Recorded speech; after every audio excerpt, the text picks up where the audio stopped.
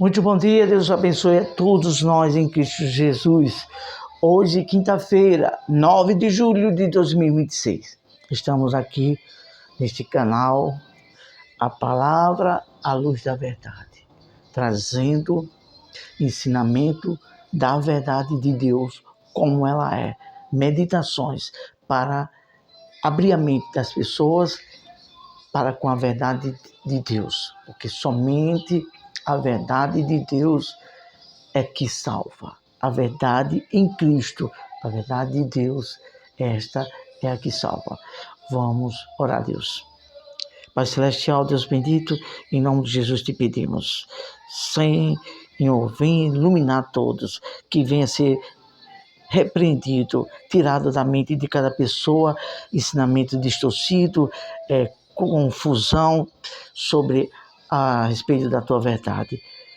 Todo tipo de coisas que atrapalham entender a tua verdade. Em nome de Jesus. Amém. Hoje estamos aqui com a continuidade dessa série, a verdade de Deus. Somente a verdade de Deus é que nos dá a salvação, que nos faz ensinar e entender o plano de Deus e conhecer a Deus também. Em que consiste a verdade de Deus? Eis a pergunta. Em que consiste a verdade de Deus? E aí, o que se entende? O que você vai entender disto hoje? Que há vários princípios, há vários ensinamentos de Deus mostrando tudo que Deus é, tudo sobre a salvação, tudo como Deus age para com sua verdade, como ela é. É isso que vamos nos ater mais nessa meditação aqui. Licença aqui um pouco, que esqueci aqui. Vamos ler como o texto bíblico básico para essa meditação. Salmo 119, versículo 160, que diz assim: as tuas palavras são em tudo verdade desde o princípio, e cada um dos teus justos juízos dura para sempre. Como é glorioso isto! A verdade de Deus permanece para sempre. Os teus justos juízos duram para sempre. A verdade de Deus nunca, jamais, ninguém vai conseguir vencer. A verdade de Deus sempre vai prevalecer, porque são juízos, são justiça da própria natureza e do próprio reino de Deus. Agora vamos entrar na meditação aqui. Vamos falar de apenas 5 tópicos. Teria mais de 9, 10 diante sobre o que falar, sobre em que consiste a verdade de Deus. Mas nós vamos nos ater apenas a 5. Vamos lá então. Primeiro, o amor para a redenção da alma.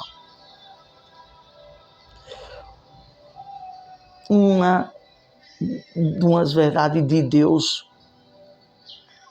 que Deus revela para todos nós. Uma grande verdade a respeito da salvação. Qual foi e qual é a grande verdade? O amor de Deus. O amor de Deus. Se Deus não tivesse amor, não tivesse tido amor e misericórdia, jamais seríamos salvos. A esse respeito está escrito o amor para a redenção da alma no Evangelho do Senhor Jesus, segundo escreveu o apóstolo João, capítulo 3, versículo 16. Porque Deus amou o mundo de tal maneira que deu seu Filho unigênito, para que todo aquele que nele crê não pereça, mas tenha a vida eterna.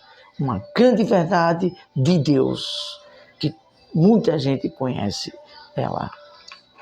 Vamos para outra grande verdade de Deus. O juízo eterno. Há um juízo eterno de Deus, que Deus mostra com a verdade dele. E nós vamos mostrar essa grande verdade do juízo de Deus na palavra dele agora. Evangelho do Senhor Jesus Cristo, segundo escreveu o apóstolo João, capítulo 3, versículo 36, que diz o seguinte: por isso, quem crê no Filho tem a vida eterna, ponto e vírgula. Quem se mantém, olhe bem, sublinhe essa frase, quem se mantém rebelde,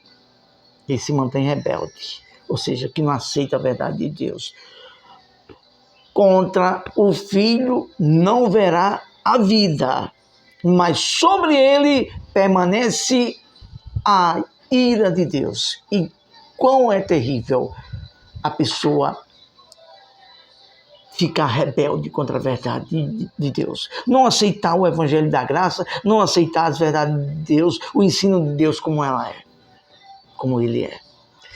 É um perigo muito grande. E há muitos que assim se tornam rebeldes contra a verdade de Deus e contra o Filho. E rejeitam. Que fazer livre-arbítrio, mas a ira de Deus será contra das pessoas que assim procedem. Vamos para o terceiro tópico.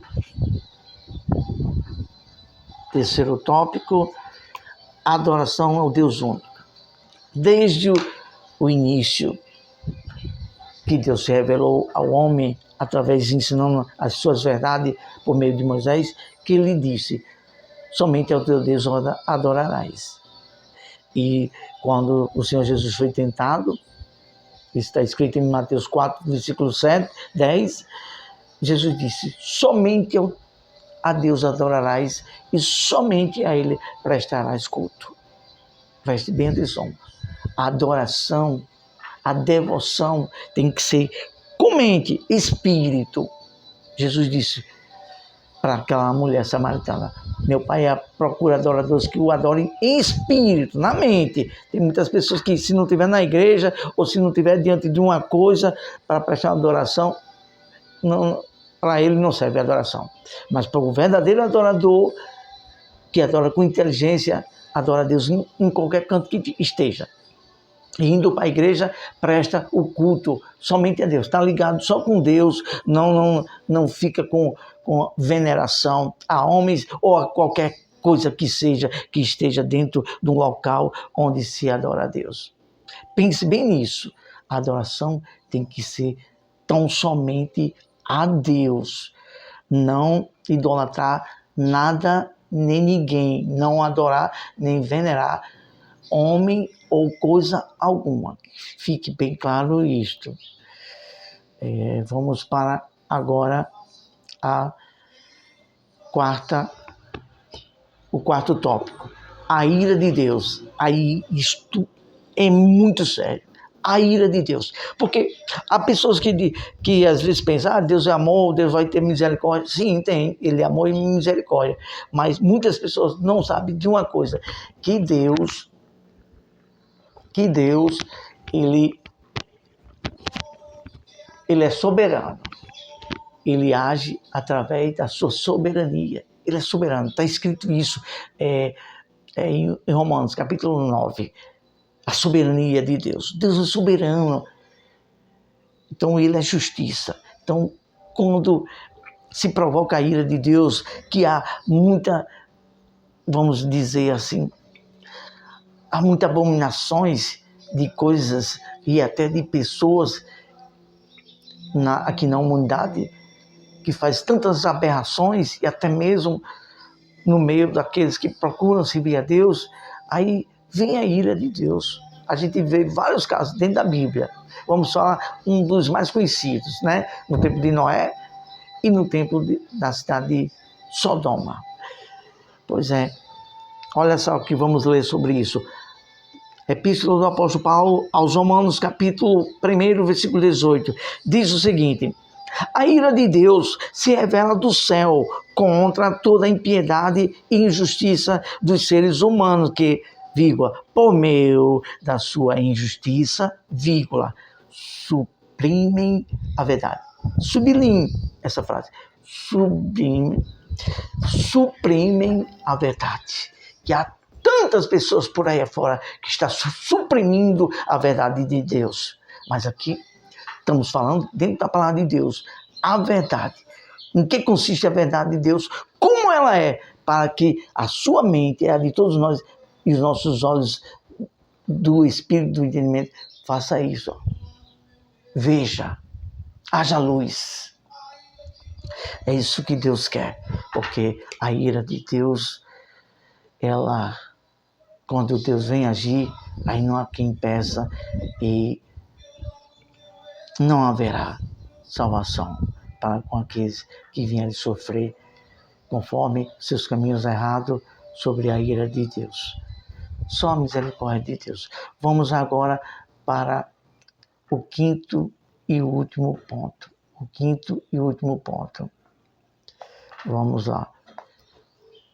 A justiça de Deus. A justiça de Deus.